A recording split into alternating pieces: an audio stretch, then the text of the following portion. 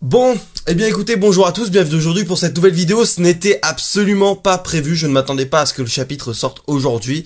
On se retrouve pour la review du chapitre 102 de l'attaque des titans. Encore extrêmement lourd et peut-être encore plus lourd que le 101. Là on sent vraiment qu'on rentre dans le, peut-être pas le dernier arc, mais dans la dernière grosse bataille. Là vraiment tout est réuni pour nous donner un combat juste épique et on va en parler aujourd'hui.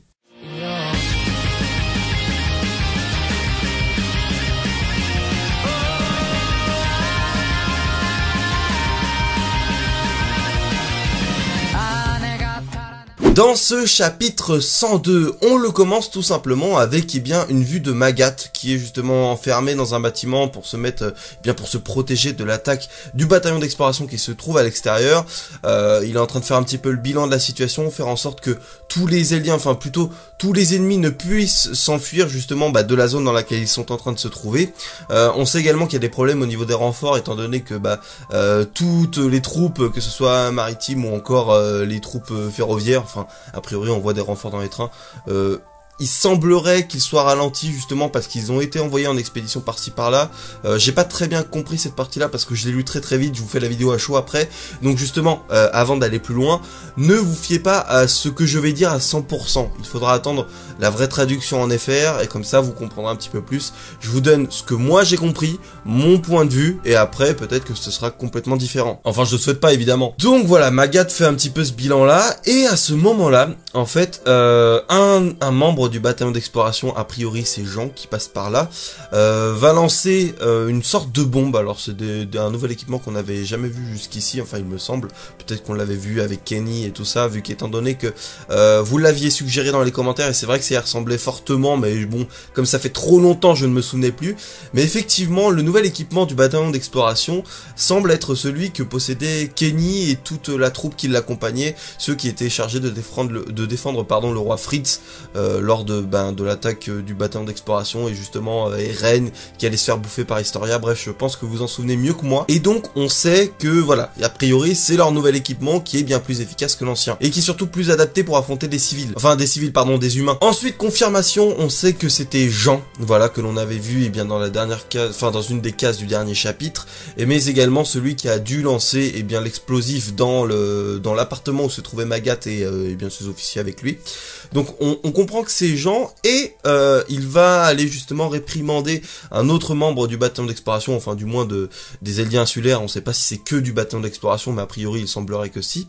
Ce personnage est Floch. Alors peut-être que je me trompe, peut-être que voilà j'ai pas fait gaffe, mais pour moi il est nouveau en fait. Pour moi je l'ai jamais vu, je me trompe peut-être qu'on l'avait vu auparavant et que ça fait un moment, donc voilà, c'est peut-être pour ça que je m'en souviens plus, mais il ressemble très fortement à Jean, donc ça c'est marrant, peut-être un membre de sa famille, qui sait. En tout cas bon voilà, il est bien au courant de la problématique, comme quoi voilà, s'il restait enfermé dans les murs, c'est eux qui se seraient fait tuer au bout d'un moment, d'où un petit peu sa férocité et le fait qu'il ne se gêne pas pour tuer des civils et faire des dégâts collatéraux, ce qui énerve d'ailleurs pas mal Jean, puisque ce n'était pas forcément prévu, et donc ils vont avoir un certain conflit à ce niveau-là, ils vont se prendre un petit peu la tête. Bon, la discussion entre les deux, pour moi, j'ai pas relevé tant d'éléments que ça. Si vous en avez relevé, n'hésitez pas justement à les suggérer, à les rappeler en commentaire, ce sera une bonne chose. On rebascule ensuite sur Mikasa et Eren qui sont justement en face du titan Warhammer qui a priori, aurait pu être mort, mais il semblerait que non. Ils lui ont bien déchiqueté la nuque, ils lui ont éclaté la gueule, donc théoriquement, si ça avait été un titan comme les autres, il serait mort, mais là, on comprend que non. Que c'était beaucoup plus particulier, que le titan Warhammer n'a pas son noyau, n'a pas l'être humain qui le constitue, enfin qui permet qui porte le titan en soi, ne se trouve pas dans la nuque mais ailleurs. Et donc c'est encore une nouvelle spécificité du titan Warhammer, mais ça coïncide pas mal avec le fait qu'il soit capable de créer un petit peu tout ce qu'il souhaite, puisqu'étant donné que voilà, on peut suggérer que l'être humain est capable de créer ce titan un petit peu à distance, donc comme on le verra par la suite dans le chapitre. Donc à ce moment-là, le titan est capable de créer une arbalète et de tirer directement avec la flèche. J'ai trouvé ça encore une fois ultra stylé en fait, parce que c'est vraiment, comme je disais, pour moi le titan Warhammer en soi, bon certes on a parlé parlé du Colossal, mais le Colossal a énormément de défauts également. On avait parlé du Bestial et tout, ok, il y en a des très forts, mais c'est vrai que cette possibilité de créer artificiellement des tas de choses avec, eh bien, a priori son squelette, je sais pas trop, j'ai pas fait vraiment attention, peut-être que c'est spécifié dans le chapitre, mais voilà, être capable de créer un petit peu tous les objets que tu souhaites, c'est juste monstrueux comme pouvoir. Et donc à ce moment-là, au moment où il va tirer la flèche, juste avant, il y a une petite discussion entre Eren et Mikasa, et on comprend encore une fois qu'Eren, bon voilà, accomplit des choses pas bien, hein, pas bien du tout, enfin moralement discutable, et Mikasa le souligne bien, et a priori on comprend encore une fois que tout ce plan-là, de base Mikasa était contre. Alors après, on ne connaît pas encore la totalité du plan, il est en train de se mettre en place, mais ça avance de plus en plus vite, donc je pense que déjà dans le chapitre 103, on aura énormément de réponses par rapport à toute l'organisation qui a été faite autour, eh bien, de la venue des Eldiens insulaires sur le continent, mais pour l'instant, on n'en sait pas forcément plus. On comprend juste que Mikasa n'était pas forcément pour qu'Eren se retrouve ici. Eren d'ailleurs ensuite évoque le fait que il va tenter de manger le titan Warhammer, donc certainement pour en faire sa propre force par la suite. Donc c'est vrai que encore une fois, ça rejoint la théorie et l'hypothèse la plus probable selon laquelle, en fait, je sais pas lequel des camps, mais il y aurait possibilité de reconstituer le titan d'Ymir, le premier titan qui est à l'origine des 9 titans primordiaux. Puisque je vous le rappelle, si vous vous ne souvenez pas, il y avait un titan à la base, donc le titan d'Ymir, après on ne connaît pas réellement comment il a apparu, bon voilà, il y a plein de mythologie, c'est de la mythologie autour de ça. Mais ensuite, ce titan s'est divisé en 9 titans primordiaux que l'on a aujourd'hui, le titan colossal, assaillant, Warhammer, etc., etc. Et donc, a priori, on a vu qu'Eren avait déjà mangé possède déjà 2 titans. Il en a bouffé un autre ensuite. Donc voilà, il a 2 titans. Et donc, on suppose qu'il est possible de reconstituer le titan originel, le tout premier titan, le titan d'Ymir, en bouffant tous les autres. Et donc peut-être que c'est l'objectif à la finalité d'Eren ou de quelqu'un d'autre. Puisque bon, a priori c'est sûr qu'avoir un titan de ce style-là serait un avantage stratégique monstrueux. Après, est-ce que c'est vraiment le but? Va savoir. Parce que ce qui serait logique, c'est que ce titan regroupe toutes les capacités des autres titans. Et donc là, ça deviendrait assez monstrueux. Ensuite, on change de scène et on se retrouve avec Gabi, Udo et le second de Sig. Alors, je ne me souviens jamais de son prénom. C'est le frère de Falco, a priori. Voilà, je ne me souviens plus. À chaque fois, je me trompe et à chaque fois, je préfère éviter.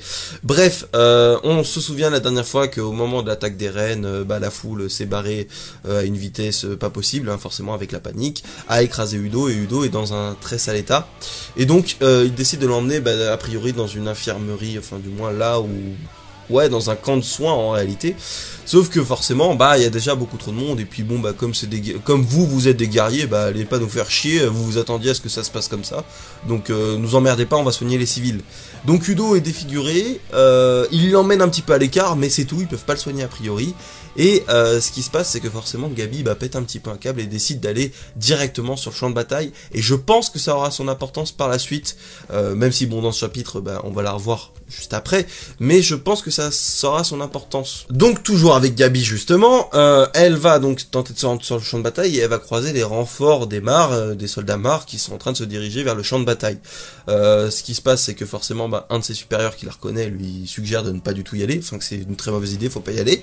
Et à ce moment-là, une scène épique. En même temps, c'est assez triste parce qu'on sait que de base les Eldiens insulaires et tout ça ils sont persécutés, et en même temps t'as un peu les boules pour les soldats Mars parce que t'as l'impression que eux de base n'avaient rien demandé. Bon, même si on sait qu'ils avaient torturé des Eldiens, donc c'est des enflures, c'est plus aussi tranché entre le bien et le mal. Maintenant on se rend compte que les deux camps, c'est juste, voilà, c'est une question de survie, c'est pour se foutre sur la gueule, enfin c'est pas dans ce but là, mais on comprend bien que on n'est plus vraiment dans les gentils et les méchants. Certes, on a nos affinités avec les personnages que l'on connaît depuis le début, donc les Eldiens insulaires, mais on peut être pris d'attachement lorsque l'on voit, par exemple, Eren se déchaîner sur des civils qui n'ont rien demandé, lorsque l'on voit, comment il s'appelle, Floch, le nouveau là, qui a brûlé un bâtiment, il y avait certainement des civils à l'intérieur, donc pas mal de dégâts collatéraux.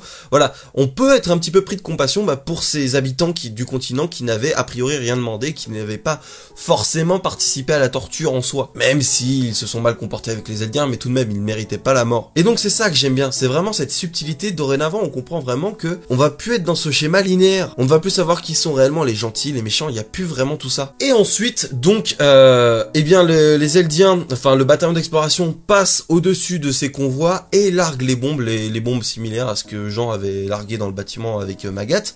Et donc forcément, bah, ils détruisent le convoi, ils arrivent à détruire le convoi, et également des snipers ou oui, des tireurs d'élite sont placés sur les hauteurs pour éliminer bah, les potentiels soldats qui survivraient encore. Et à ce moment-là, Gabi donc voit son supérieur, on sait pas réellement qui c'est par rapport à elle en soi, se faire abattre par Sacha. Sacha, enfin, on la revoit également, ça fait plaisir de revoir toutes les figures emblématiques du bataillon d'exploration que l'on connaît. Et donc Sacha abat cette personne, et là Gabi croise le regard de Sacha. Et ce qui m'a troublé, c'est que forcément, donc, elle est ultra vénère, parce que, bah, en soi, voilà, ils sont en train de tous se faire décimer et tout ça. Mais aussi, j'ai l'impression que le fait que les deux se ressemblent énormément, parce que là, on l'a revu avec des cases à côté. Enfin, personnellement, c'est ce que je pense. Après, je peux complètement me planter. Mais j'ai l'impression que, justement, Gabi a bien compris qu'elle lui ressemblait vachement, et c'est peut-être ça qui l'a en soi plus choqué qu'autre chose. Plus, enfin, pas forcément plus que le meurtre qui s'est commis devant elle et tout le massacre qu'il y a eu devant elle, mais ça a énormément joué, je pense, de voir une figure qui lui ressemble trait pour trait et qui se trouve dans le camp adverse. Donc voilà, je sais pas si ça aura son importance, en tout cas, bon bah peut-être qu'après elle va la reconnaître quand elle va se diriger sur le champ de bataille, mais je trouve que cette scène était assez forte par la symbolique, le fait que justement tu te rends compte que tes ennemis bah, sont vachement proches de toi, en soi forcément parce qu'il y a des liens de filiation, hein, ce sont des Eldiens tous ensemble, et donc c'est peut-être des potentielles cousines, on ne sait pas, voilà, on peut pas savoir, bon même si on sait que Gabi de base est la cousine de Reiner, mais bon bref, et donc c'est vraiment intéressant à ce niveau-là. Ensuite, on voit Connie, qui se rend là où se trouve Sacha pour voilà, pour discuter, pour dire bah voilà, ça a été fait et tout. Et donc c'est assez intéressant de voir l'évolution physique de Connie, ce qui peut correspondre, comme vous le disiez, pour la plupart, bon, ceux qui avaient spéculé sur le fait que c'était Jean, non c'est pas Jean, on le sait, mais ça pourrait être Connie, qui a justement enfermé les deux titans, donc le titan charrette et le titan mâchoire, bah, dans le piège, dans la trappe. Au début moi je pensais que c'était Armin, mais c'est vrai qu'a priori, au vu du nouveau physique de Connie, ça lui ressemble plus. Après, c'est vrai que au niveau de la taille, ça paraissait vachement surprenant que ce soit Connie. Et encore aujourd'hui, je trouve ça très surprenant parce qu'il a pas l'air si gigantesque que ça par rapport aux autres. Donc, va savoir. Et le fait qu'il soit aussi grand pouvait correspondre au fait bah, que Armin avait le nouveau titan colossal.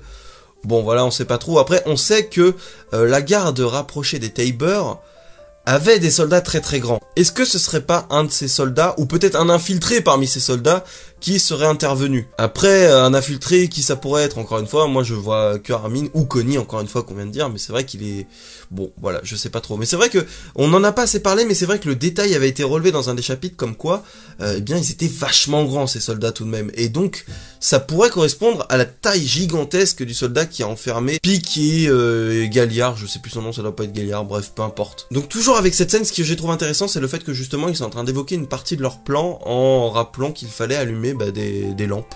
Ils souhaitent allumer des lampes, et on voit Connie qui la met en hauteur. Donc, forcément, ça a l'air d'être un signal, certainement pour indiquer que cette zone est clean, voilà, qu'ils ont accompli leur objectif, mais ça nous donne des indices sur la stratégie qui a été mise en place, comment l'organisation a été faite, certainement par Armin, ou même encore, j'arrive pas à retrouver son nom, c'est horrible. C'est horrible parce que je sais que je le connais, bah celle qui a priori dirige à nouveau le bataillon d'exploration à la place d'Erwin, celle qui était avec Levi tout le temps, avec les lunettes. Bon, de toute façon, vous le savez, vous connaissez le nom, ça sert à rien que je me prenne la tête, là c'est juste un oubli, il va me revenir. Et oui, si je dis ça, c'est juste parce que bon, a priori, pour moi, ce serait eux qui seraient à l'origine de la stratégie, voilà, bon, ça n'a pas vraiment grand intérêt. Mais bon, ce qui a un intérêt, c'est de se dire que potentiellement, on va les voir un moment sur le champ de bataille. Pour l'instant, elle, on ne l'a pas vue. Et Armin, je vais en reparler juste après. Donc ensuite, les deux groupes du moins, Sacha, Connie et ceux qui les accompagnaient, rejoignent Jean et Floch, qui étaient bah, près du champ de bataille directement, où se trouvent Eren et Mikasa qui sont en train d'affronter le titan Warhammer.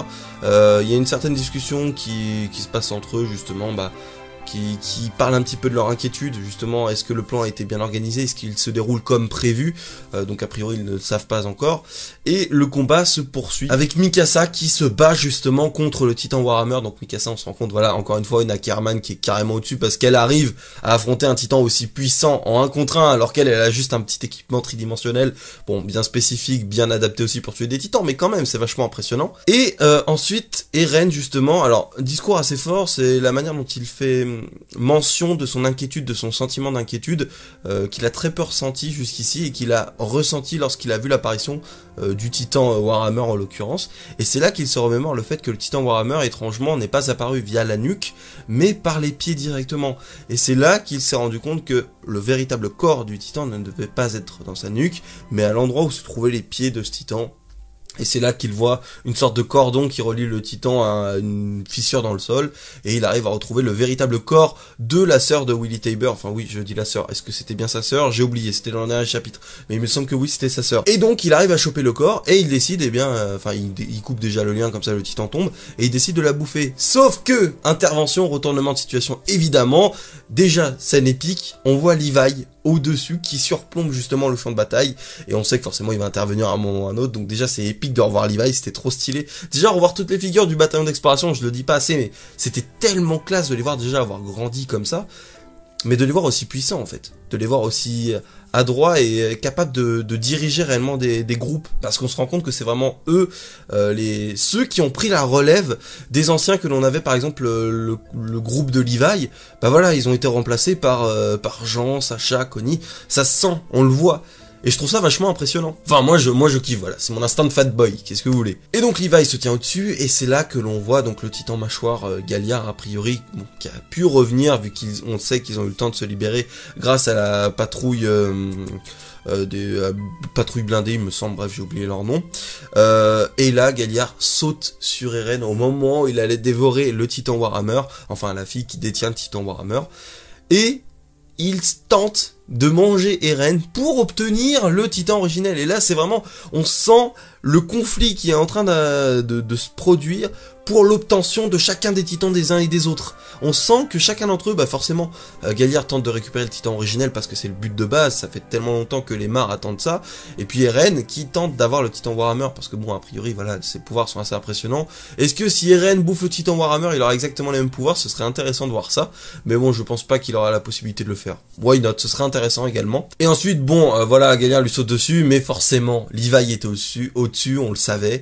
Au moment où il plante sa mâchoire justement dans la nuque d'Eren, Levi descend à une vitesse pas possible, le arrache la mâchoire inférieure, enfin du moins que d'un côté, et ce qui permet justement d'enlever l'étreinte et faire en sorte qu'Eren soit sauvé et qu'il ne se fasse pas bouffer à ce moment-là. Donc forcément, Galliard, enfin Porco, est en mauvaise posture, et il s'en rend compte, il voit Levi, et c'est là qu'il reconnaît cet Ackerman. Il dit pas c'est un Ackerman, mais il dit bien celui-ci. Genre en mode, celui-là, il est spécifique, je le connais, ça craint un mort de l'affronter. Puis bon, nous on connaît Levi, donc évidemment que ça craint un mort. Et donc il décide forcément de se barrer, parce que là, au moment où il se retrouve au sol, il y a tout le bataillon d'exploration qui se jette sur lui, et là tu sens la frayeur dans les yeux de Porco, et tu te rends compte encore une fois que, comme je disais, cette frontière entre le bien et le mal, elle est tellement plus la même qu'auparavant, parce que là, vraiment, quand on se place du point de vue de Porco, vraiment, c'est les autres qui sont horribles, c'est eux les démons, c'est eux qui viennent le tuer, et c'est vraiment très très fort, en fait, de réussir à nous retourner cette vision-là, parce que finalement, même si nous, on est attachés à nos Eldiens insulaires, il y a quand même ce sentiment de violence, d'acharnement qui se produit, parce que certes, ils étaient censés se faire tuer, mais là, au final, c'est eux qui vont tuer des civils sans aucune limite, et qui font tout pour arriver à leur but, qu'on ne connaît pas encore évidemment, mais ils font tout pour y arriver. Et donc, je trouve ça ultra intéressant comme point de vue au niveau de la narration, et je kiffe totalement. Donc au moment où Porco est censé se faire tuer, et que, enfin, Porco Galliard, je me souviens jamais de son nom, bref, peu importe, il est censé se faire buter, tu vois Pique qui arrive au-dessus d'un bâtiment avec donc son équipement qu'elle avait équipé, et donc les troupes blindées qui se trouvent à l'intérieur, qui commencent à mitrailler le bataillon d'exploration, afin de faire en sorte qu'il se disperse et qu'il ne tue pas Galliard à ce moment-là. Et donc voilà, encore une fois, on sent la stratégie de Pique, on ressent qu'elle est vraiment, voilà, moi elle me fait penser, dans sa manière de faire, peut-être à Armin un petit peu, voilà, elle réfléchit vachement, elle est très stratégique, et c'est vachement intéressant parce que justement, si on a deux têtes d'affiche comme ça qui sont capables de réfléchir et de mettre en place des stratégies, ça risque justement d'être du mind game non-stop. Bon, même si on sait que Armin aura certainement un avantage à ce niveau-là, étant donné que l'assaut Pique ne l'avait pas prévu, alors qu'Armin, lui, il avait déjà prévu et détaillé le plan à l'avance. Enfin, on suppose que c'est Armin, on l'a pas encore vu, mais bon, le nouveau stratège du bataillon d'exploration, ça paraît évident que ce soit Armin. Et là, ensuite, scène qui a remis en cause mon existence, façon de parler, parce que depuis un moment, je pensais, enfin d'ailleurs, bon, c'est pas encore démenti, mais a priori, c'est mal parti pour, je pensais que Sig, donc qui possède le titan bestial, était tout de même en collaboration avec Eren, parce que bon, il y avait plusieurs indices qui le suggéraient, comme quand Eren parlait qu'il communiquait avec sa famille. Alors certes, ça pouvait être soit Sig, donc qui est son demi-frère, soit ça pouvait être également donc les Eldiens insulaires, Mikasa et tout. Ça c'était assez ambigu. Moi je pensais que c'était Sig parce que voilà, il y avait plein de facteurs qui faisaient en sorte que les deux étaient capables de communiquer. Et puis on avait un jour l'indice de la batte non, du gant de baseball seulement, il n'y avait pas la batte de baseball, du gant de baseball et peut-être la balle également. On avait vu Sig faire une partie avec son second, j'ai oublié son nom.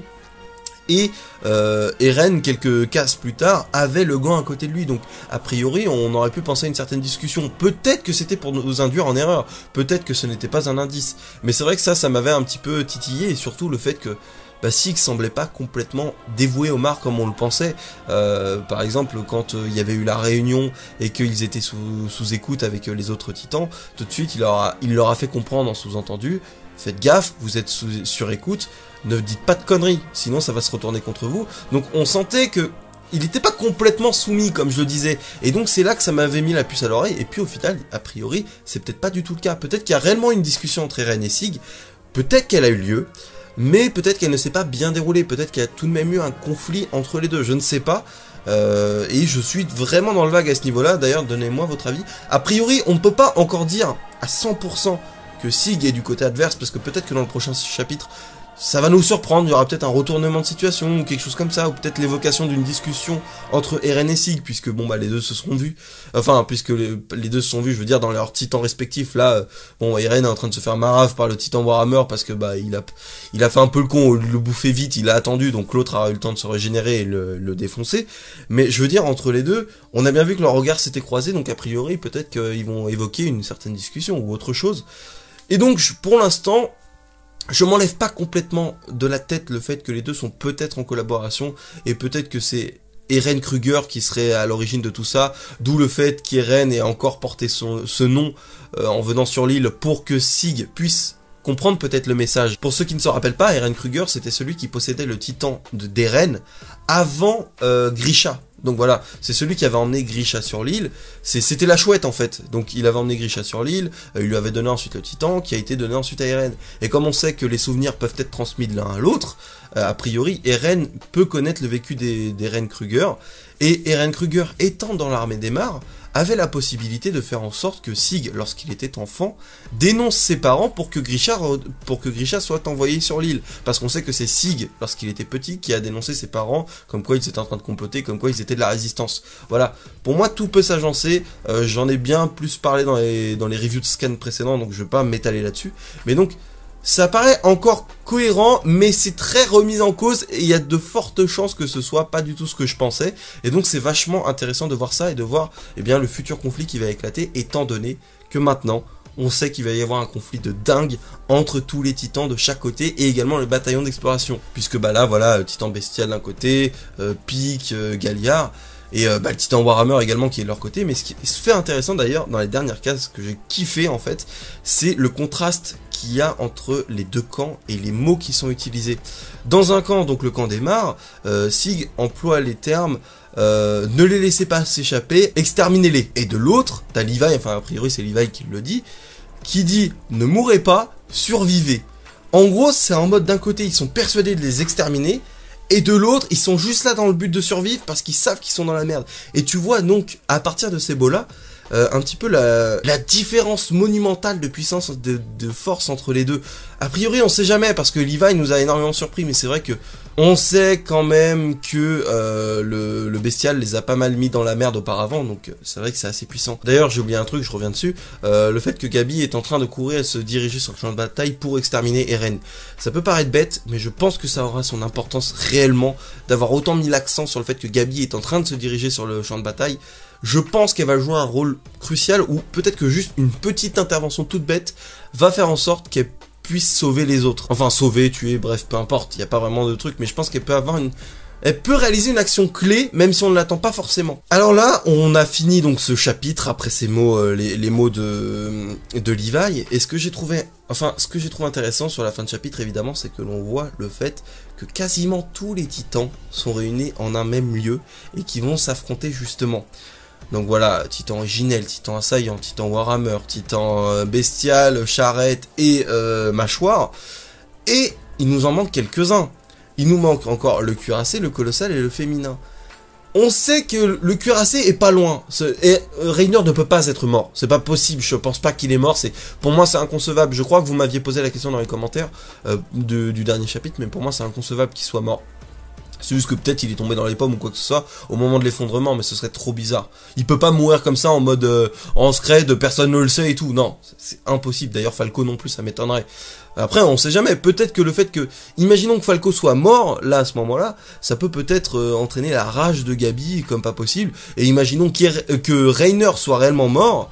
On sait jamais. Peut-être que Gabi peut récupérer son titan à ce moment-là. Donc peut-être que oui, il serait mort pour amener une nouvelle situation, mais il serait pas mort et laissé à l'abandon comme ça. Il y a forcément un intérêt à sa mort si ils sont morts, mais a priori pour moi ils ne le seraient pas. Et donc ce que je trouve intéressant, c'est que forcément on sait qu'Armin, il risque de se ramener à un moment ou à un autre, donc on risque de voir apparaître le colossal, donc ça va rééquilibrer un petit peu les forces en présence. Autre chose, donc le cuirassé, on sait qu'il est là, on sait que bon, il est dans le coin, on sait pas quel camp il va choisir, s'il en choisit un d'ailleurs, bref, peut-être qu'il va pas du tout intervenir, mais autre fait intéressant, c'est que l'on sait que Annie, récemment dans les chapitres, on a reparlé d'elle. Son père a reparlé d'elle, en disant qu'elle ne pouvait pas être morte et blablabla. Et donc pour moi c'est un signe fort, le signe qu'elle était certainement sur le continent à ce moment-là, qu'elle aura son importance. Et donc quand tu vois que tous les titans sont réunis en un même lieu, pourquoi le titan féminin serait à l'opposé ? Pourquoi il l'aurait laissé vachement... Enfin, je parle scénaristiquement, je parle pas au niveau des personnages et tout ça, mais je parle au niveau de la narration. Quel est l'intérêt d'avoir fait un énorme affrontement entre tous les titans pour au final en laisser un en scred sur l'île du paradis pour rien? Non, bah non, ça a pas d'intérêt, surtout que tu nous l'as réévoqué récemment.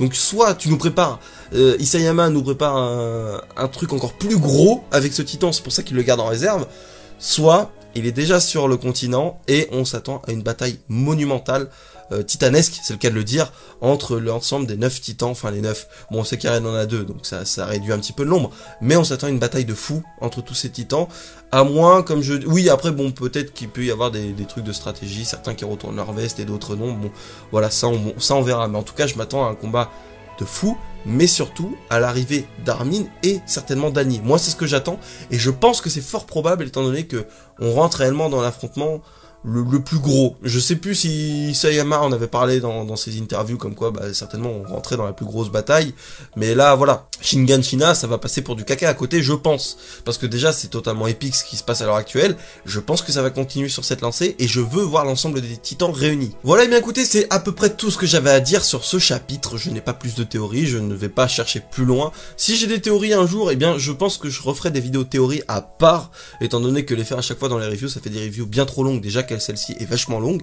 Sur ce, je vous remercie énormément d'avoir suivi cette vidéo, j'espère que ce chapitre également vous a plu et que la vidéo et mon avis vous a plu. N'hésitez pas à me corriger, à me reprendre si vous avez vu peut-être des ambiguïtés ou des trucs un petit peu faux que j'aurais pu dire parce que j'ai mal traduit, parce que voilà, on ne sait jamais, peut-être que j'ai mal vu des trucs. D'ailleurs, à un moment, dans la dernière case, au moment où il parle de... Enfin, survivez, il y a un personnage au milieu qui ressemble vachement à Armin. C'était ultra troublant, on sait pas trop, c'est sûr que c'est pas Armin, mais il ressemblait vachement. C'est là que je me suis dit, putain, mais imaginons que si ça avait été Armin, pourquoi nous l'avoir foutu comme ça de manière aussi débile? Donc non, pour moi c'est pas lui, mais bon, je vais pas complètement enlever cette idée de la tête en me disant, non, ça peut pas être lui, parce que je me fais tout le temps surprendre. À chaque fois que je dis mais non, c'est pas possible, et puis finalement ça l'est. Bon, c'est toujours dans le bon sens du terme. Là, je pense que si c'est vraiment le cas, je serais complètement déçu, je serais dégoûté. Mais non, on s'attend à Armin qui va arriver, peut-être pas tout de suite en colossal, mais qui va nous le sortir à un moment ou à un autre. C'est vraiment l'instinct de fanboy qui parle, c'est ce qu'on veut, c'est ce qu'on attend, et donc c'est sûr que ça va arriver. Et le retour d'Annie également, je l'attends énormément. Bref, j'ai trop parlé. Je vous souhaite à tous de prendre soin de vous, et si vous n'avez pas vu mes dernières vidéos autres que l'attaque des titans, je vous y renvoie, n'hésitez pas à aller les voir. Il y a une vidéo qui s'adresse un petit peu à tout le monde, où je parle de l'actualité de la chaîne et tout ça, ce qui peut vous intéresser, je réponds aux commentaires et tout, et une vidéo qui parle justement d'une nouveauté manga chez Ototo qui est sortie en début d'année, donc je vous invite à aller voir ça. Sur ce, je vous laisse, et je vous dis au mois prochain pour une nouvelle vidéo sur l'attaque des titans.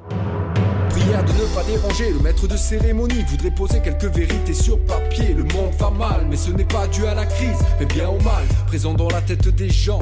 Tout comme les stars qu'on est trompé et dirigé vers un chemin maudit, un guet-apens, un pseudo-paradis.